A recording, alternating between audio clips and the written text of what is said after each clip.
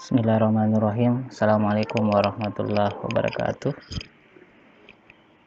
Ya, kita lanjut kuliah kimia farmasi 2. Untuk pertemuan kali ini temanya tentang reaksi pengendapan, titrasi pengendapan atau argentometri.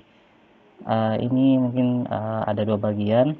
Untuk pertemuan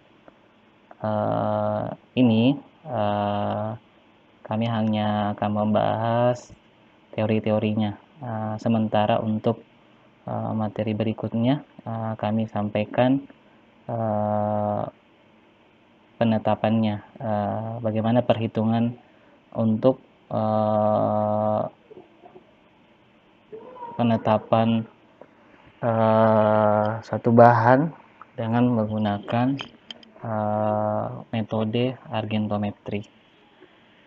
Ya, langsung saja, ya, titrasi pengendapan atau argentometri.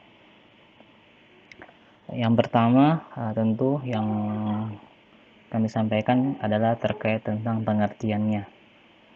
Jadi metode titrasi endapan merupakan analisis volumetri yang berdasarkan pada reaksi pembentukan endapan. Metode titrasi pengendapan yang paling banyak digunakan adalah metode argentometri. Karena ini menggunakan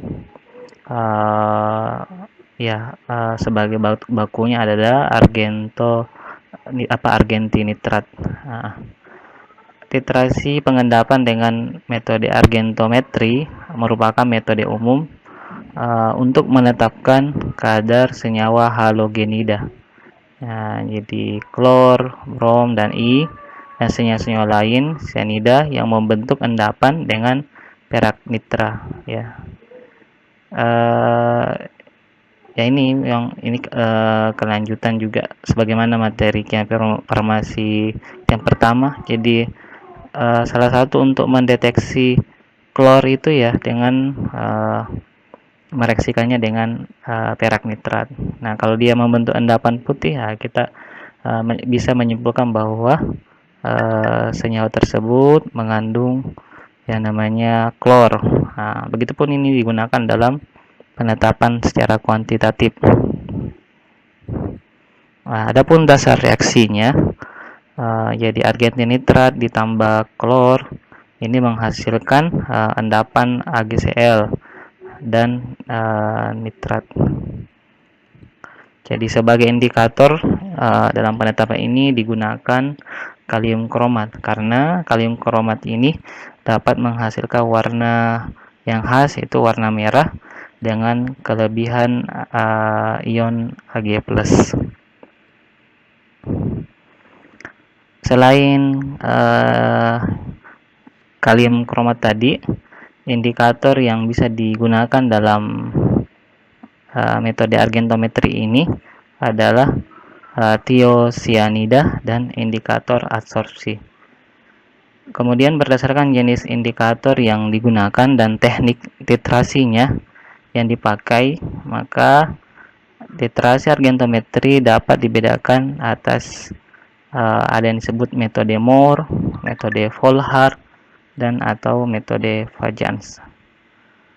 Selain menggunakan jenis indikator di atas, maka juga dapat digunakan dengan metode potensiometer ini untuk membantu dalam penetapan titik ekivalennya. Nah, argentometri sendiri dari sisi ketajaman titik ekivalennya, titik titrasinya itu tergantung dari kelarutan endapan yang terbentuk dari reaksi antara analitnya dengan titratnya. Endapan dengan kelarutan yang kecil akan menghasilkan kurva titrasi argentometri yang memiliki kecuraman yang tinggi, sehingga titik ekivalen mudah ditentukan. Akan tetapi endapan dengan kelarutan rendah akan menghasilkan kurva titrasi yang landai, sehingga titik ekivalen agak sulit ditentukan.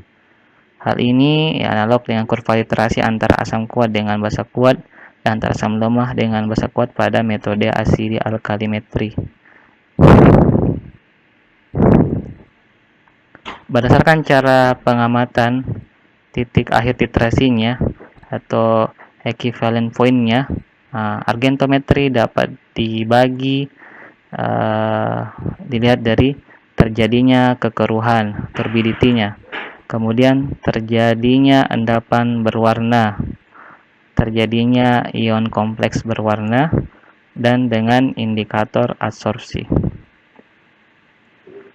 Nah, berdasarkan indikator tadi, jadi ada 3 metode Moore, metode Volhard, dan metode Fajans. Yang pertama, untuk metode Moore.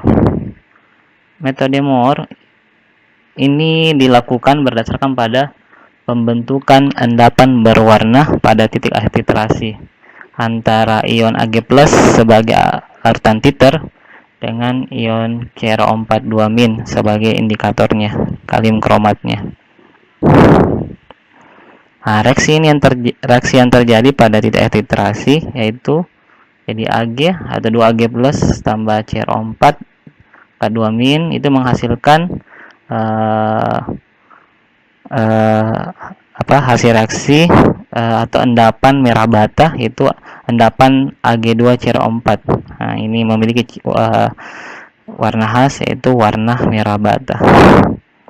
Cara ini dilakukan dalam suasana netral yaitu sekitar pH 6,5 sampai 10.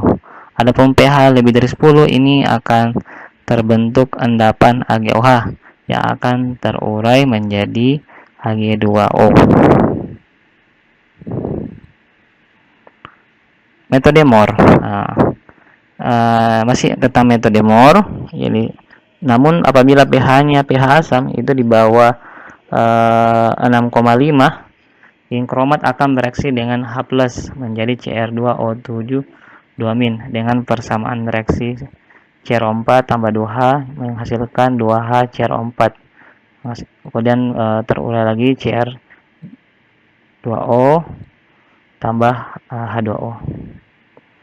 Di penurunan konsentrasi CrO4 menyebabkan diperlukannya penambahan argentinitra yang lebih banyak untuk membentuk endapan AgCr4 sehingga kesalahan titrasi makin besar. Sehingga pada metode Moore ini kesulitannya yaitu ya memang dipastikan bahwa ini tidak berada pada suasana asam maupun basa, tapi berada pada suasana yang netral. Nah, kita lanjut ke metode yang kedua, yaitu metode Volhard. Nah, titrasi argentometri dengan metode Volhard dilakukan berdasarkan pembentukan senyawa yang larut dan berwarna sebagai hasil reaksi antara Fe3+ sebagai larutan titer dengan ion cyanida sebagai indikatornya. Nah, adapun reaksi yang terjadi pada titik akhir titrasi, ya Fe3+ tambah cyanida menghasilkan Fe cyanida 2+. Nah, ini adalah membentuk larutan yang berwarna merah. Berbeda dengan metode Moore, metode Volhard ini merupakan reaksi tidak langsung ya, antara larutan titer dengan zat uji. Larutan titer yang digunakan adalah larutan kalium tiocyanat atau amonium tiocyanat NH4SCN. Dalam hal ini, sampel direaksikan dengan larutan perak nitrat berlebih dalam suasana asam. Sisa perak nitrat direaksikan dengan larutan baku tiocyanat. Suasana asam diperlukan untuk mencegah terjadinya hidrolisis ion Fe3+. Nah, kemudian metode Fajans. Titrasi argentometri dengan metode Fajans dilakukan dengan menggunakan indikator adsorpsi. Indikator adsorpsi bekerja dengan cara endapan yang mengabsorpsi indikator pada titik ekivalen, dan dalam proses penyerapan tersebut terjadi perubahan warna indikator. Senyawa organik yang sering digunakan sebagai indikator absorpsi adalah fluorescein. Pada kondisi ion klorida berlebih, anion Fi tidak diserap oleh perak koloidal, tetapi dalam keadaan ion perak berlebih, ion Fi dapat ditarik ke permukaan sehingga partikel bermuatan positif. Pada dasarnya metode Mohr, Volhar, dan Fajans ini saling melengkapi. Biasanya untuk metode Mohr ini digunakan untuk membakukan, menetapkan pembakuan untuk larutan baku, dalam hal ini argentinitrat. Tetapi dalam penerapan untuk penetapan kadar, kebanyakan lebih cenderungnya untuk menggunakan baik digunakan metode Volhar maupun metode Fajans. Terakhir, metode Fajans ini dalam bidang farmasi biasanya ini digunakan ya berdasarkan pada Farmakope Indonesia. Ini bisa digunakan untuk menetapkan kadar tiamin hidroklorida, tiofilin, dan chloramphenicol. Iya. Itu mungkin materi tentang teori tentang metode argentometri. Untuk bagian keduanya tentang contoh-contoh dan bagaimana perhitungannya, insyaallah dalam beberapa waktu lagi kami akan upload lagi. Jadi ini sementara proses menyusun bagaimana penetapan kadar berdasarkan metode argentometri. Ya, terima kasih atas perhatiannya. Ya, jangan lupa jaga kebersihan, jaga kesehatan. Ya, semoga kita bisa segera ketemu dalam pertemuan tatap muka di kelas. Terima kasih. Assalamualaikum warahmatullahi wabarakatuh.